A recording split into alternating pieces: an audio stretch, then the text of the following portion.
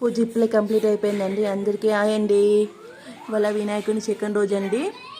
మొత్తం వినాయకుని 3 రోజులు పెడతాం. ఇప్పుడే పూజ అయిపోయింది, ఆరగింపు పెట్టేసిన. ఇలా ఏందో స్పెషల్ చూద్దాం రండి. ఇవాళ స్పెషల్ సాంబార్ వడ వేసిన, చాలా బాగుంది టేస్ట్. నెక్స్ట్ మామూలు వడ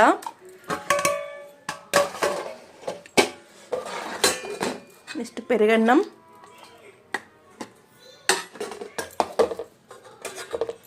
నెక్స్ట్ పులిహోర, నిమ్మకాయ పులిహోర, నెక్స్ట్ వైట్ రైస్,